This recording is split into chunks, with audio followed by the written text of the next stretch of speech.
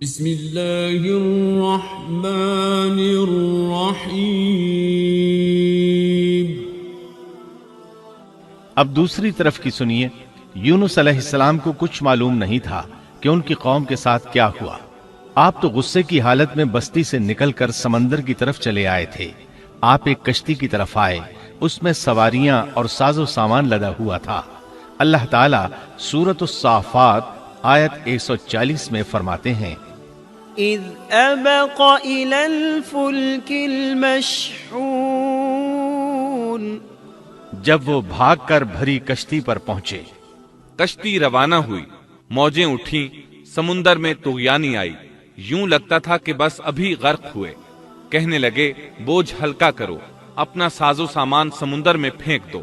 چنانچہ انہوں نے اپنا ساز و سامان سمندر میں پھینک دیا۔ اس طرح کشتی کچھ ہلکی ہو گئی، لیکن ضرورت کے مطابق ہلکی نہ ہو سکی۔ اب وہ کہنے لگے کسی کو سمندر میں گرانا ضروری ہے تاکہ کشتی مزید ہلکی ہو جائے، ورنہ یہ ڈوب جائے گی۔ جلدی کرو، قرع ڈالو۔ جس کے نام کا قرع نکلتا جائے اسے سمندر میں گراتے جاؤ، اور بار بار یہ عمل دہراتے جاؤ یہاں تک کہ کشتی ہلکی ہو جائے۔ چنانچہ قرع ڈالا گیا۔ سب سے پہلے یونس علیہ السلام کا نام نکلا۔ سب کہنے لگے نہیں، یہ تو ایسے نہیں ہیں، ان کے چہرے پر تو سجدوں کے نشانات ہیں، انہیں رہنے دو، پھر قرع ڈالو۔ چنانچہ پھر قرع ڈالا گیا، پھر انہی کا نام نکلا۔ سب نے تعجب کیا۔ تیسری مرتبہ پھر قرع ڈالا گیا، اس بار پھر یونس علیہ السلام ہی کا نام نکلا۔ اللہ تعالیٰ سورۃ الصافات آیت 141 میں فرماتے ہیں، فساهم فكان من المدحضين، پھر قرآن اندازی ہوئی تو یہ مغلوب ہو گئے۔ ہر بار انہی کا نام نکلا۔ آخرکار ان لوگوں نے انہیں پکڑ کر سمندر میں گرا دیا۔ فالتقمه الحوت، تو پھر انہیں مچھلی نے نگل لیا۔ حوت بڑی مچھلی کو کہتے ہیں۔ اللہ تعالیٰ نے حوت کو القاء فرمایا، انہیں کھانا نہیں، نہ ان کے جسم کو کوئی گزند پہنچے۔ یہ اس مچھلی کو اللہ تعالیٰ کے احکامات تھے۔ اللہ تعالیٰ سورۃ الصافات آیت 142 میں فرماتے ہیں، فالتقمه الحوت وهو مليم، تو پھر انہیں مچھلی نے نگل لیا اور وہ خود اپنے آپ کو ملامت کرنے لگے۔ یعنی وہ سمجھ گئے کہ بار بار جو ان کا نام قرآن اندازی میں نکلتا رہا ہے تو وہی مقصود ہیں۔ چنانچہ خود کو ملامت کرنے لگے، اور یہ ملامت توبہ کی ابتدا ہے کہ انسان خود کو ملامت کرتا ہے۔ اب یونس علیہ السلام مچھلی کے پیٹ میں تھے۔ اللہ کی قدرت، آپ مچھلی کے پیٹ میں 3 دن تک رہے۔ بعض روایات میں 7 دن اور زیادہ سے زیادہ مدت 40 روز آئی ہے۔ آپ نے مچھلی کے پیٹ میں اللہ تعالیٰ کو پکارا۔ اللہ سورۃ الانبیاء آیت 87 میں فرماتے ہیں، فنادى في الظلمات، آخر کار وہ اندھیروں کے اندر سے پکار اٹھے۔ علماء نے یہاں 3 اندھیروں کا ذکر کیا ہے: مچھلی کے پیٹ کا اندھیرا، سمندر کا اندھیرا اور رات کا اندھیرا۔ گویا ان پر یہ سارے اندھیرے اکٹھے ہو گئے تھے۔ اللہ سورۃ الصافات آیت 143 اور 144 میں فرماتے ہیں، فلولا أنه كان من المسبحين للبث في بطنه إلى يوم يبعثون، پس اگر یہ پاکی بیان کرنے والوں میں سے نہ ہوتے تو لوگوں کے اٹھائے جانے کے دن تک اس کے پیٹ ہی میں رہتے۔ مطلب یہ کہ اگر آپ اللہ تبارک و تعالیٰ کی تسبیح نہ بیان کرتے تو مچھلی کے پیٹ ہی میں رہتے۔ آپ نے دعا نہیں مانگی بلکہ اللہ عز و جل کی تسبیح بیان کی۔ روایات میں یوں بھی آتا ہے کہ جب مچھلی آپ کو سمندر کی اتھاہ گہرائی میں لے گئی تو آپ وہاں آبی مخلوقات کی تسبیحات کی آوازیں سننے لگے۔ گویا اللہ تعالیٰ نے انہیں القاء فرمایا کہ آپ بھی تسبیح کریں۔ اللہ سورۃ الانبیاء آیت 87 میں فرماتے ہیں، فنادى في الظلمات أن لا إله إلا أنت سبحانك إني كنت من الظالمين، بالآخر وہ اندھیروں کے اندر سے پکار اٹھا کہ الہی تیرے سوا کوئی معبود نہیں، تو پاک ہے، بے شک میں ظالموں میں ہو گیا۔ چنانچہ یونس علیہ السلام نے اس تسبیح کے الفاظ کو یوں ادا فرمایا: لا إله إلا أنت سبحانك إني كنت من الظالمين۔ امام احمد، امام ترمذی، امام نسائی اور دیگر آئمہ رحمہم اللہ نے یہ حدیث نقل کی ہے کہ یونس علیہ السلام کی وہ دعا جو انہوں نے مچھلی کے پیٹ میں مانگی تھی وہ یہی ہے: لا إله إلا أنت سبحانك إني كنت من الظالمين۔ جو بھی مسلمان یہ دعا اپنی کسی حاجت میں مانگے گا، اللہ تعالیٰ اس کی دعا ضرور قبول فرمائے گا۔ یہ دعائے مستجاب ہے، مقبول دعاؤں میں سے ہے۔ اسی دعا کے بعد اللہ تعالیٰ نے یونس علیہ السلام کو اس پریشانی سے نجات عطا فرمائی۔ اللہ سورۃ الانبیاء آیت 88 میں فرماتے ہیں: فاستجبنا له ونجيناه من الغم وكذلك ننجي المؤمنين۔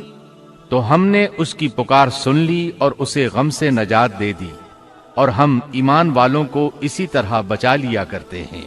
ایک صحابی نے نبی کریم صلی اللہ علیہ وسلم سے پوچھا: اے اللہ کے رسول صلی اللہ علیہ وسلم، یونس علیہ السلام نے جو دعا مچھلی کے پیٹ میں مانگی، کیا وہ صرف انہی کے لیے تھی یا ان کے بعد اہل ایمان کے لیے بھی ہے؟ تو آپ نے فرمایا: یہ دعا یونس علیہ السلام کے لیے خاص تھی اور سب اہل ایمان کے لیے عام ہے۔ کیا تم نے اللہ تعالیٰ کا یہ فرمان نہیں سنا؟ وَكَذَلِكَ نُنْجِي الْمُؤْمِنِينَ۔ اور ہم ایمان والوں کو اسی طرح بچا لیا کرتے ہیں۔ جو بھی اس دعا کو پڑھے گا اللہ اسے رنج و غم سے نجات دیں گے۔ ایک قول کے مطابق تقریباً 40 روز آپ کی شب و روز یہی دعا رہی۔ اس مدت کے ختم ہونے پر اللہ تعالیٰ نے آپ کی دعا کو قبولیت بخشی۔ مچھلی ساحل پر پہنچی، انہیں کنارے پر ڈالا اور واپس چلی گئی۔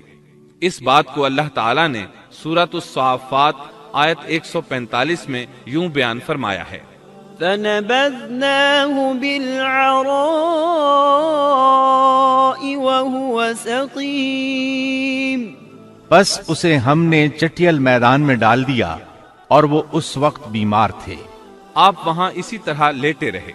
پھر اللہ کی قدرت سے آپ کے قریب ایک بیل دار درخت اگا، جیسا کہ سورۃ الصافات آیت 146 میں ہے: وَأَنبَتْنَا عَلَيْهِ شَجَرَةً مِّن يَقْطِينٍ۔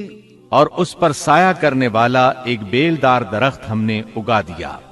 اس کدو کے درخت کے متعلق مورخین کا کہنا ہے کہ اللہ تعالیٰ نے اس درخت کا انتخاب اس لیے فرمایا تھا کہ اس درخت کے پتے چوڑے ہوتے ہیں، ان کے سائے میں انہیں ڈھانپ دیا گیا تاکہ ہوا سے اذیت نہ پہنچے، اس لیے کہ ان کے جسم سے جلد اتر گئی تھی۔ پھر اس درخت سے خوشکن خوشبو بھی آتی تھی، اس خوشبو نے انہیں فرحت بخشی۔ پھر کدو کی خوشبو میں ایک خصوصیت یہ تھی کہ حشرات الارض کو دور رکھتی ہے۔ اللہ تعالیٰ نے انہی خصوصیات کی وجہ سے اس بیل دار درخت کا انتخاب فرمایا تھا تاکہ آپ ہر طرح کی تکلیف سے محفوظ رہیں۔ یہ ہے اللہ کی قدرت، سبحان اللہ۔ اسی طرح مفسرین یہ بھی کہتے ہیں کہ اللہ تعالیٰ نے ان کے پاس ایک پہاڑی بکری بھیج دی۔ وہ آپ کے قریب آتی اور آپ کے سر کے اوپر اپنی ٹانگیں پھیلائے کھڑی ہو جاتی۔ اس طرح اس کے تھن آپ کے منہ میں چلے آتے اور آپ ان سے خواہش کے مطابق دودھ پیتے۔ یہ تھا آپ کا کھانا اور پینا۔ رفتہ رفتہ آپ کی حالت بہتر ہو گئی، توانا اور تندرست ہو گئے، پھر آپ اٹھنے کے قابل ہو گئے، اور یہ سب اللہ تعالیٰ کی مہربانی سے ہوا۔ جب آپ کی صحت لوٹ آئی تو اللہ تعالیٰ نے آپ کو پھر آپ کی قوم کی طرف بھیجا، جیسا کہ سورۃ الصافات آیت 148 میں ہے: وَأَرْسَلْنَاهُ إِلَى 100,000 أَوْ يَزِيدُونَ فآمنوا فمتعناهم إلى حين اور ہم نے اسے 1,00,000 بلکہ اور زیادہ آدمیوں کی طرف بھیجا، پس وہ ایمان لے آئے اور ہم نے انہیں ایک زمانے تک عیش و عشرت دی۔ وہ سب کے سب آپ پر ایمان لے آئے تھے۔ اللہ تعالیٰ نے اس قصے کے ذریعے نبی کریم صلی اللہ علیہ وسلم کو اشارہ فرمایا ہے کہ دعوت دیتے ہوئے اکتانا نہیں۔ اللہ سورۃ القلم آیت 48 میں فرماتے ہیں، ولا تكن كصاحب الحوت اور مچھلی والے کی طرح نہ ہو جائیے۔ ان لوگوں کو دعوت حق دیتے رہیے۔ دیکھیے وہ سال ہر سال دعوت دیتے رہے لیکن اکتائے نہیں، ان سے مایوس نہیں ہوئے۔ ان کی پوری بستی میں سے ایک بھی ان پر ایمان نہیں لایا تھا، لیکن جب ان سے مایوس ہو گئے تو انہیں اللہ کے عذاب سے آگاہ کر دیا اور منہ پھیر کر چل دیے تو وہ سب کے سب ایمان لے آئے۔ اللہ تعالی سورۃ القصص آیت 56 میں فرماتے ہیں، إنك لا تهدي من أحببت ولكن الله يهدي من يشاء آپ جسے چاہیں ہدایت نہیں دے سکتے، بلکہ اللہ تعالیٰ ہی جسے چاہتا ہے ہدایت دیتا ہے۔ اس قصے میں بہت بڑا سبق ہے کہ کسی بھی حالت میں اللہ کی رحمت سے مایوس نہیں ہونا چاہیے اور نہ ہدایت کے معاملے میں اپنی ذات پر بھروسہ کرنا چاہیے۔ ہدایت تو بس صرف اللہ تعالیٰ ہی کی طرف سے ہے۔ آپ کے ذمے تو پیغام حق پہنچا دینا ہے۔ اللہ سبحانہ و تعالیٰ کے ذمے ہدایت سے نوازنا ہے۔ اللہ تعالیٰ نے انہیں پاک صاف بنا دیا، انہیں چن لیا۔ اللہ خود ہی سورۃ القلم آیت 50 میں وضاحت فرماتے ہیں، فاجتباه ربه فجعله من الصالحين اسے اس کے رب نے پھر نوازا اور اسے نیک لوگوں میں کر دیا۔ امام مسلم نے ایک حدیث روایت کی ہے کہ نبی کریم صلی اللہ علیہ وسلم نے فرمایا، لا ينبغي لعبد ان يقول انا خير من يونس بن متى تم میں سے کوئی شخص ہرگز یہ نہ کہے کہ میں یعنی محمد یونس بن متا سے بہتر ہوں، یعنی یوں نہ کہے کہ میں سیدنا یونس علیہ السلام سے افضل ہوں۔ وہ اس طرح کہ وہ تو اپنی قوم کے ایمان لانے سے مایوس ہو گئے تھے اور میں مایوس نہیں ہوں۔ اس طرح بالکل نہ کہے، کیونکہ بالآخر اللہ تعالیٰ نے آپ کو چن لیا اور برگزیدہ بنا لیا اور صالحین میں داخل کر لیا۔ اس واقعے میں نبی کریم صلی اللہ علیہ وسلم کو جو ہدایت دی گئی ہے اس کا ذکر سورۃ القلم آیت 41 میں آتا ہے، فاصبر لحكم ربك ولا تكن كصاحب الحوت پس تو اپنے رب کے حکم کا صبر سے انتظار کر اور مچھلی والے کی طرح نہ ہو جا۔ مطلب یہ کہ یونس علیہ السلام کی مانند نہ ہو جائیے جو اپنی قوم کے ایمان لانے سے مایوس ہو گئے تھے۔ یقیناً دین کی دعوت اور حق کے پرچار میں یہ بہت عظیم سبق ہے کہ دائی اللہ کو کبھی مایوس نہیں ہونا چاہیے۔ یونس علیہ السلام کا قصہ ختم ہوا